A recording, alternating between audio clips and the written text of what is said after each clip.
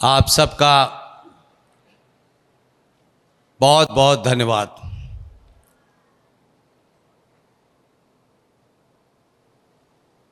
ये 10-12 साल के इस सफ़र में ये पहला क्षण है मेरे जीवन का कि जहां इतनी बड़ी संख्या में युवा और स्कूल के बच्चे इतने डिसिप्लिन के साथ आए हैं और जो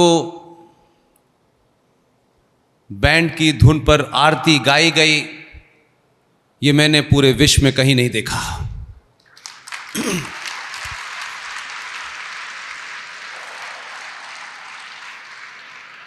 बल्कि मैं आपके स्कूल में आमंत्रित नहीं किया गया था। इस स्कूल के डायरेक्टर चेयरमैन साहब जब मुझे मिले तो मुझे एक वीडियो देखा मैंने, और उन्होंने कहा कि इस स्कूल में तमाम शिक्षा जो आज की आधुनिक है वो दी जाती है, लेकिन ये धुन हर रोज बजती है। और जब उन्होंने मुझे वो YouTube पे वीडियो दिखाया तो आप यकीन मानिए मैं उस वीडियो को बहुत पहले देख चुका था और मेरे मन में यह था कि अगर ये भारत में कहीं है तो मुझे किसी दिन ये मौका दे ऊपर वाला कि मैं जाके उनको देखूं। और मैं इस बात से बड़ा खुश हूं कि जो बात मैं सोचता था कि YouTube में जो मैंने देखा है, आज उसे मैंने साक्षात अपनी आंखों से देखा।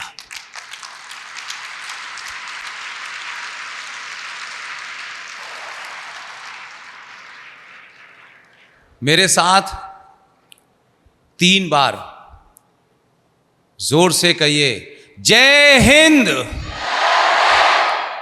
जय हिंद, और जोर से कहिए, जय हिंद। ये जय हिंद किसने कहा था भारत में? किसने सबसे पहले जय हिंद बोला था? एक ऐसे महापुरुष ने, एक ऐसे स्वतंत्रता सेनानी ने पूरी दुनिया का भ्रमण किया और अपनी एक सेना बनाई जिसे हम इंडियन नेशनल आर्मी के नाम से जानते हैं। नेताजी सुभाष चंद्र बोस ने दुनिया के कई देशों का दौरा किया और भारत की बारे में दुनिया को बताया। तो जहां जहां वो गए थे, बैंकॉक के अंदर जहां उस सेना का गठन किया गया, मैं वहां भी गया। और आप सोचिए कि आज हम राष्ट्रवाद की बात करते हैं, देशभक्ति की बात करते हैं। नेताजी सुभाष चंद्र बोस जब ब्रिटिश साम्राज्य से लड़ने के लिए सेना बना रहे थे, सेना के लिए हथियार खरीदे जाने थे, तो ऐसे ही यात्राओं में जा रहे थे वो। तो ये बैंकॉक का किस्सा है। तो नेताजी जब जा रहे थे तो उनके पीछे एक गड़रिया जो जानवरों को, गायों को, भैंसों को चराता था, वो नेताजी के साथ चलना चाहता था। वो नेताजी से मिला कि मैं आपके साथ चलना चाहता हूं।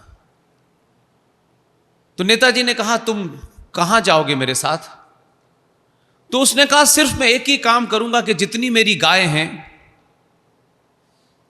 आपके साथ जो भी चल रहे हैं उनको दूध पिलाएगी। और वो उनके साथ हो लिया। बैंकॉक में जहां जहां सुभाष चंद्र बोस जी गए, जहां उनकी मीटिंगें होती थी, गुप्त मीटिंग होती थी, वो तमाम जगह गया। उसमें एक जगह मुझे एक तिवारी परिवार मिला। उस परिवार की कहानी सुनी मैंने। वो आज का भारत नहीं था। और जब उस परिवार में गए तो सुभाष चंद्र बोस ने उनसे कहा कि मैं एक युद्ध की तैयारी कर रहा हूं और इंडियन नेशनल आर्मी, जो आजाद हिंद फौज के नाम से जिसे आप जानते हैं, उसके लिए मुझे कई सारी चीजें खरीदनी है, मेरे पास पैसा नहीं है। उस तिवारी परिवार में 3 बेटियां थीं, बहू थी, मां थी, पिता थे। उस परिवार ने कहा, सुभाष चंद्र बोस जी, हम आपको क्या दे सकते हैं? उन्होंने कहा कि मैं आपसे चाहता हूं कि मुझे थोड़ा सा सोना दें। यह कहानी कहीं सुनने को नहीं मिलेगी। उस परिवार ने एक चादर बिछाई और उस परिवार में जितनी बेटियां, बहुएं, माएं थी, एक एक करके आईं और उस चादर पे खड़े होकर के जितना भी सोना था उनके पास, गले में हार का, सबने धीरे धीरे उस पे डाला। आप सोच सकते हैं कि ऐसे भी लोग थे जिन्होंने भारत को नहीं देखा था, जो भारत से बहुत पहले चले गए थे, अलग अलग दुनिया के देशों में रह रहे थे, लेकिन भारत के प्रति उनकी कितनी श्रद्धा, कितना कमिटमेंट। उस परिवार ने जब सोना चादर पे डाला तो 4 किलो सोना था और 1 तोला भी सोना उन्होंने नहीं रखा। सुभाष जी से कहा, यह सोना हमारे परिवार का, आप इस युद्ध में लगाइएगा। आप सब युवा बच्चे एक ऐसे दौर में हैं जब इंफॉर्मेशन रेवोल्यूशन हो गया है, संचार क्रांति हो गई है। अब किसी की लिखी हुई किताब पढ़ने की आपको आवश्यकता नहीं है। इस संचार क्रांति में आप जो कुछ ढूंढना चाहते हैं, बैठे बैठे 5 मिनट में ढूंढ सकते हैं। मैंने आपसे जय हिंद इसलिए करवाया कि जय हिंद का नारा उस आदमी ने दिया था कि जब यह भारत गुलाम था, जहां ब्रिटिश साम्राज्य मौजूद था, उस वक्त जब इतनी विकट परिस्थितियां थीं, तब भी सुभाष चंद्र बोस किसी से डरे नहीं। इसलिए मेरा हीरो, आपका हीरो सुभाष चंद्र बोस है। दुनिया की सबसे पुरानी, इस ब्रह्मांड पे सबसे पुरानी सभ्यता को जानने मानने वाला देश, अपने उस दौर को, जब दुनिया को हवाई जहाज का पता नहीं था, तब हमने हवाई जहाज दिया था। जब दुनिया को अंक गणित और रेखा गणित पताना नहीं था, जब दुनिया को पता नहीं था कि चांद से समुद्र की कितनी, जमीन की कितनी दूरी है, हमारे लोगों ने तब बता दिया था। इसलिए मुझे खुशी है कि प्रिंस स्कूल के डायरेक्टर साहब ने मुझे आपसे मिलने का मौका दिया। मुझे खुशी है कि आप मुझे सुनने के लिए, मुझसे मिलने के लिए बैठे हैं, बल्कि मैं इस बात से खुश हूं कि मैं आपसे मिलने आया। इसलिए किसी किस्म का कोई कॉम्प्लेक्स नहीं पालना है। समाज में बहुत सारी चीजें होती हैं, अच्छी होती हैं, बुरी होती हैं। हमको सिर्फ एक ही चीज पे फोकस रहना है। हम भारत के सपूत हैं। हम भारत माता जिसे कहते हैं, भारत माता क्या है? भारत माता कोई जमीन का टुकड़ा नहीं है, कोई बाउंड्री में बंधा नहीं है। भारत माता एक जीता जागता राष्ट्र पुरुष है,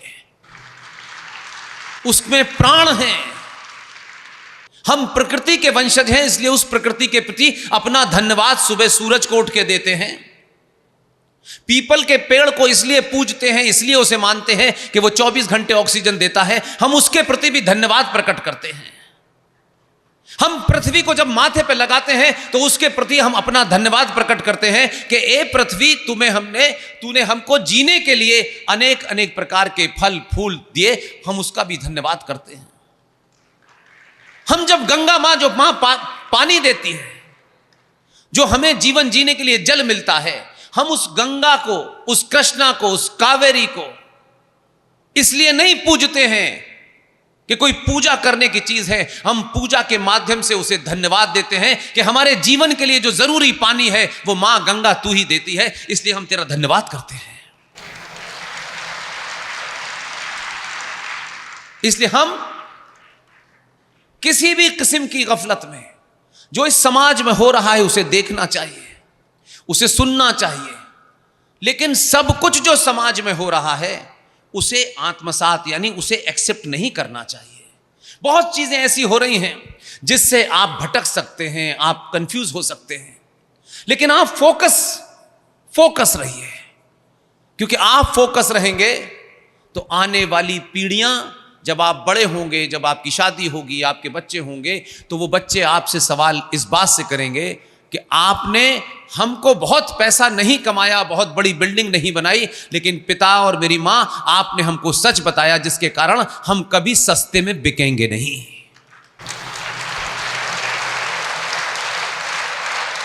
आप भाग्यशाली हैं कि एक ऐसे स्कूल की कल्पना की गई, एक ऐसे स्कूल की रचना की गई जहां आधुनिक शिक्षा भी है और हमारे ग्रंथ भी हैं, और जहां की सुबह की प्रेयर में आरती होती हो।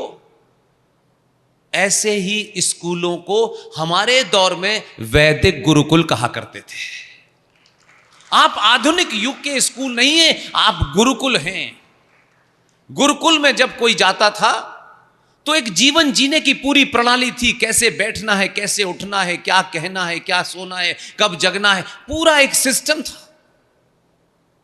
इसलिए प्रिंस स्कूल के मैनेजमेंट, इसके चेयरमैन, इसके ओनर, वो तमाम सारे लोग आज के दौर में इस धन्यवाद के पात्र हैं कि उन्होंने जब शिक्षा के नाम से गली गली, मोहल्ले मोहल्ले स्कूल खुल रहे हैं और पैसे की दुकानें खुल रही हैं, 10,000 रुपया दे दो, 20,000 रुपया दे दो, पेंसिल के भी पैसे, पेन के भी पैसे, किताब के भी पैसे। जब बिजनेस कर रहे हैं लोग, जब शिक्षा को लोग प्रॉफिट और लॉस का सौदा बना रहे हैं, तब आपको एक ऐसे स्कूल में दाखिला मिला कि यहां फीस से ज्यादा जरूरी आपका भविष्य है। ये जो संस्कार हैं, ये संस्कार पैसों से नहीं मिलते। इसके लिए जो आपकी पहली पीढ़ी है, उनको अपने लालच को कम करना होता है। नहीं, इनको कोई कमी है, ये 10 ऐसे स्कूल खोलें, उसमें बड़ी महंगी महंगी फीस हो, जैसे मैं दुनिया भर में देखता हूं, लेकिन इतना सब कुछ होने के बाद ऐसे छात्रों को पैदा करना ही आचार्य चाणक्य का काम है। इसलिए आपका मैनेजमेंट मैं आचार्य चाणक्य के वंशज मानता हूं। अगर ये काम ये कर रहे हैं जिसमें इनको लॉस प्रॉफिट नहीं देखना, उनको लगता है आने वाली पीढ़ी, हमने जो कुछ पैसा कमाया है, हमने जो कुछ धन कमाया है, इससे कैसे हम आधुनिक शिक्षा भी दें और अपने वैदिक काल के उस दौर को, जब पूरी दुनिया हमारा लोहा मानती थी, हम जब वर्ल्ड की इकोनॉमी में सबसे ज्यादा कंट्रीब्यूट करते थे, हम उस देश के जानने वाले हैं। इसलिए अपने पूरे तन मन धन से जो आप करते हैं उसे करिए, अपने दोस्तों को साथ रहिए, मिलजुल के रहिए, कोई भी विवाद हो उस पर डिबेट करिए, और डिबेट में जिसकी बात सच हो, फैक्ट हो, उसकी बात मानिए, सुनी सुनाई बातों का ध्यान मत दीजिए। हमारे साथी, हमारे दोस्त, ऐसी किताबें, रिसर्च बेस्ड किताबें, जो ओरिजिनल डॉक्यूमेंट जो अवेलेबल है ब्रिटिश लाइब्रेरी में, वहां से ला करके सुभाष चंद्र बोस के ऊपर पूरी सीरीज लिखी जा रही है। उन्होंने कब कब कहां कहां गए, कैसे कैसे गए, और वो ओरिजिनल डॉक्यूमेंट को ढूंढना आसान काम नहीं था। पिछले 10-15 साल से यही काम हो रहा था। अब उसकी एक सीरीज हम लोग शुरू कर रहे हैं, ताकि आने वाले बच्चों को सुभाष चंद्र बोस के बारे में पता चले, क्या क्या किया उन्होंने, कैसे कैसे किया, कितनी विपरीत स्थितियों में किया। इसलिए मुझ जैसे साधारण से व्यक्ति के लिए आपने मेरा इतनी देर धैर्य के साथ, तहम्मुल के साथ, पेशेंस के साथ मेरा इंतजार किया, इसके लिए मैं आपका बहुत बहुत धन्यवाद करता हूं। और आपके मैनेजमेंट से कहूंगा, मेरी टीम के कुछ युवा साथी जो बेहतरीन काम कर रहे हैं, और उनकी ख्वाहिश है कि आप जैसे बच्चों से बातचीत करें। सुभाष चंद्र बोस के ऊपर सबसे ज्यादा अगर भारत में किसी ने रिसर्च की है, जिसकी बात को मानते हुए देश के प्रधानमंत्री ने उनको बुलाया और कहा कि मैं आपकी बात से सहमत हूं, लेकिन मैं धीरे धीरे काम करूंगा। वो एक अच्छी खासी नौकरी कर रहे थे, हिंदुस्तान टाइम्स के बड़े जर्नलिस्ट थे, मेरे दोस्त हैं। उन्होंने सब कुछ छोड़ दिया। जहां आज लोग पैसे के पीछे भाग रहे हैं, उन्होंने नौकरी छोड़ दी। उनको भी यह लगा कि नहीं, आने वाली नस्लों को सच बता के जाना है। उस शख्स का नाम है अनुज धर। वो YouTube पे बहुत सारी चीजें डालते हैं, लेकिन उनकी सब, जब भी मुझे मिलते हैं, कहते हैं पुष्पेंद्र आप पूरे देश में घूमते हो, मुझे स्कूलों में जाने का मौका देना, मैं बच्चों से इंटरेक्ट करना चाहता हूं। वो बंगाल से लेके जगह जगह यहीं जाते हैं। मैं आपके मैनेजमेंट से रिक्वेस्ट करूंगा कि मैं यहां आया, आपसे बात करने का मौका दिया, लेकिन जब आप अनुज धर को सुनेंगे तो आपको मजा आ जाएगा। बहुत बहुत धन्यवाद। Thank you very much.